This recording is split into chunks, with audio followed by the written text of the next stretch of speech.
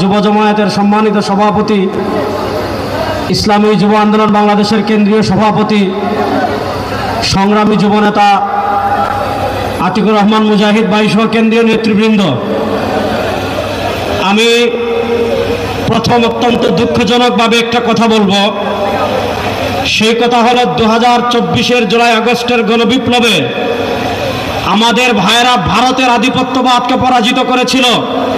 গত 56 বছর থেকে, গত 54 বছর থেকে বাংলাদেশের উপর দিল্লির যে আধিপত্যবাদ ছিল, আমরা দিল্লির আধিপত্যবাদকে পরাজিত করেছি। কিন্তু দিল্লির আধিপত্যবাদকে পরাজিত করার 1 বছর হয় নাই। আমরা দেখেছি অন্তর্বর্তীকালীন সরকার আমাদের দেশকে আমেরিকার কাছে বিক্রি করে দেওয়ার ষড়যন্ত্র করছে।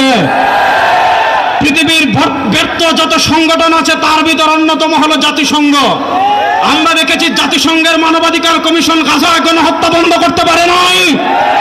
জাতিসংঘের মানবাধিকার কমিশন সিরিয়ায় গণহত্যা বন্ধ করতে পারে নাই। জাতিসংঘের মানবাধিকার কমিশন ইরাকে গণহত্যা বন্ধ করতে পারে নাই।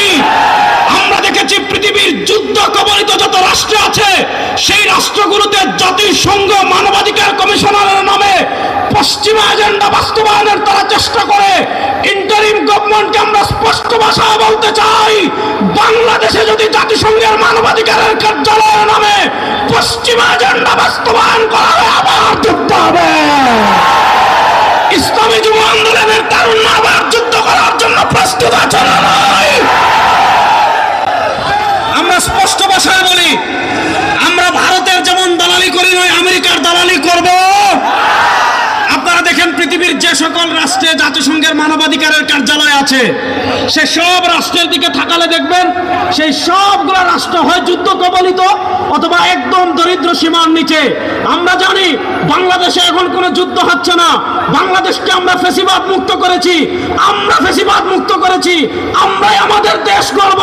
জাতিসংঘের মানবাধিকার কার্যালয়ের নামে ইসলাম বিরোধী কোনো ষড়যন্ত্র যদি করা হয়, শেখ হাসিনাও থাকতে পারে না, আপনারাও পারবেন না। 2 নম্বর আরেকটা কথা বলবো, শুনেন যুবকরা, ভালো করে শুনেন।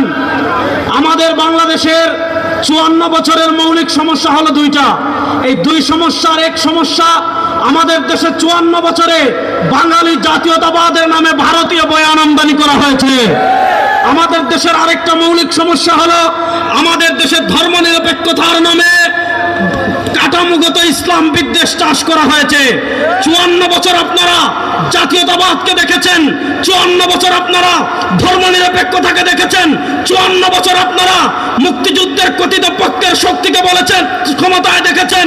কেউ খুন বন্ধ করতে পারে নাই, চাঁদাবাজি বন্ধ করতে পারে নাই, টেন্ডারবাজি বন্ধ করতে পারে নাই, দুর্নীতি বন্ধ করতে পারে নাই, দেশের টাকা বিদেশে পাচার করা বন্ধ করতে পারে নাই। আমার ভাইকে তারা পাথর দিয়ে হত্যা করেছে। ওই খুনি চাঁদাবাজ টেন্ডারবাজকে কি বাংলাদেশের রাষ্ট্র ক্ষমতায় দেখতে চান? এবার তারা বলে বিকল্পকে, আমরা বলি বাংলাদেশের সবকিছুর বিকল্প ইসলাম। এবার আমরা জাতীয়তাবাদকে চাই না, ধর্মনিরপেক্ষতাকে চাই না। বাংলাদেশে শেষ।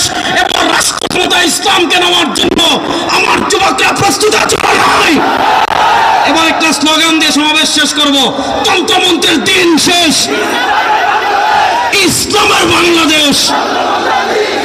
তন্ত্রমন্ত্রের দিন শেষ, ইসলামের বাংলাদেশ।